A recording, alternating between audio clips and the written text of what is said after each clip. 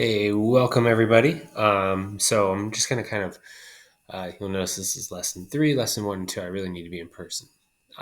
So let's get started. We are entering our first unit on cybersecurity. So this unit, I think we can do virtually so to speak, for me at least virtually. So we're gonna look at data policies and privacy for lesson 3, and then we're gonna look at some more stuff in just a second. Okay, so let's get to it. So here's our first question. Which of the following pieces of information would you consider to be private or personal? As in, you wouldn't want to share it with anyone. Please pause the video real quick and go through these and mark down which ones you would want to be private and personal versus you're okay with people knowing that information. Okay, so hopefully you pause the video. I'm assuming uh, you don't want your social security number. Um, I would think most of you already know your full name, picture of your face is out there. You probably wouldn't want your fingerprint. Maybe you're okay with your birthday. Probably don't want your address. I know when I mention as a teacher that I know where you live, that creeps you out because your address is in the school system, which I can access. Um, where you go after school, probably pretty freaky. Your medical history, probably want to keep that, hidden.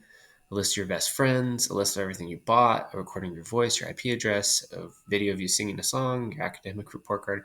All these things you might not want to be out there, but there's a good chance it already is all out there. And some would say that is the fault of Big Brother, aka, these big uh, Silicon Valley internet corporations that are taking off your information, but you might also be to blame too for some of this.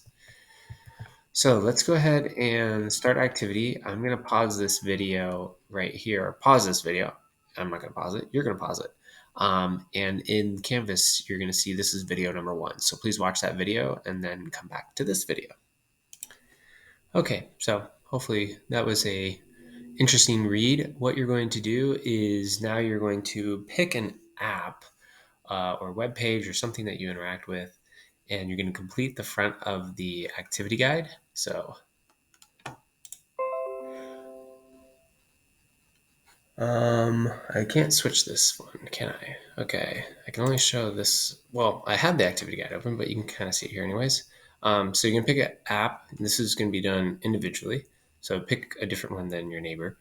Um, or it doesn't have to be different than someone in the class. A lot of people are going to pick popular ones, especially ones that you use, like you know, uh, I don't know, Spotify might be one that a lot of people use, or Netflix, or Google in general, or anything Google does basically.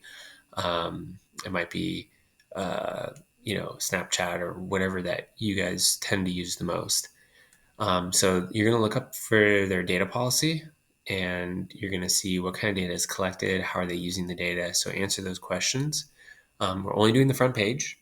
And then after you finish that, then you can continue this video or you can watch the video all at once and then go back and do it. So that's what you want to complete first. What we basically are going to wrap up with is that our personally identifiable information is the information that links and relates us to whatever it is. And so, because of technology, there's a huge ability for us, or for companies to collect this data, this information, and store it for the most part to be used in some sort of marketing or tracking sort of thing.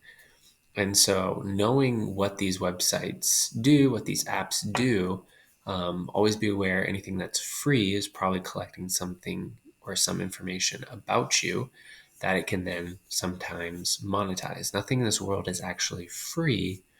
It comes at a cost, and sometimes that cost is um, your privacy or this data. And once everything is made digitally, meaning we've converted whatever it is into zeros and ones, we can now transfer that and share it so much faster that it's really easy to get that information out there and available. I'm sure you guys have maybe looked up or searched something before and found, wow, I can find out a lot of information about this person and they have no idea, which is kind of wild. But that's the main takeaway from this lesson. We're now going to move into lesson 4, the value of privacy. So you should already finish the front side of the activity guide.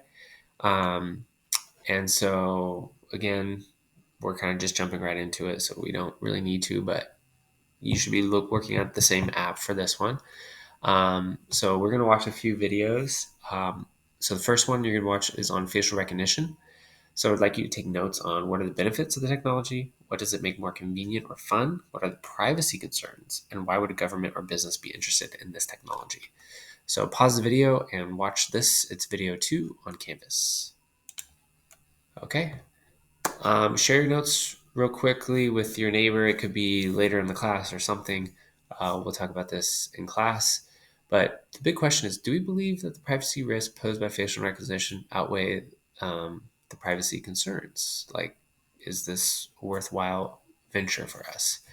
Um, and so that's something we always got to think about whenever we do anything. Is it worth the risk, right? Do we think that there's a benefit to this that is equal to the risk that we might have? This next video is on location data. So here's a question. What kind of data is being collected in this video? Who is the third party in this situation, right? And why is it a trade-off between privacy and security? So, or why would this be privacy and security trade-off? So watch this. This is video number 3. Okay. And then again, at some point in the class, if you could share your notes with a neighbor, do you agree with the Supreme Court's ruling on this? So, which is interesting. Do you think it should apply to other kinds of data? Okay. So again, this is something we'll discuss more in class when I get back. But you might ask yourself, is this? I mean, you're adopting this world. This world is becoming your world. You guys are even more technologically um, tied in than any generation before. And we're going to keep saying that with every new generation that comes up. And what does this make you feel? Right? How do we feel about this? On the back page, again, you're going to individually fill out the last page. When you finish, discuss your response with somebody. You don't have to agree. And then we'll probably talk about this in class, but do you believe the benefits of the innovation research outweigh the privacy concerns, right? So do you believe having Spotify outweighs the privacy concern? Do you believe having Netflix or Snapchat outweighs the privacy concern? Am I okay with it? And then you're going to give yourself a score, right? How comfortable are you with allowing my data to drive innovation and give me access to free stuff? And so, are you totally comfortable, mostly comfortable, mixed, mostly uncomfortable, or totally comfortable? And give yourself a reason why you rank there. Um, and then our final takeaways is our private data powers a lot of this innovation, right? So it makes everything feel free to us is by having this data. Not every effective computer innovation is anticipated in advance. We don't know exactly how all these things are going to be used. This data can also be used by companies, governments, criminals. We don't know how our private data is going to be used or misused. And where do we feel that balance should be? Do we feel that innovation, privacy, and security, we go with innovation and then we'll worry about privacy and security later? Or should we be thinking about that before we even do anything? Obviously, no matter what innovation, we can't always foresee everything that will happen. And are there legal and ethical concerns by this? Can we create something that harms people, that plays a social and political role? Here's some examples: software that allows access to digital media downloads, algorithms with bias that we've talked about before, devices that collect and analyze data by continuously monitoring activities, Life 360. I don't know if you've heard of it. But yeah. All right. Anyways, we are going to be starting a project simulation, but you kind of need me for that one. So, all right, guys, finish that activity guide, and we'll submit it when I get back.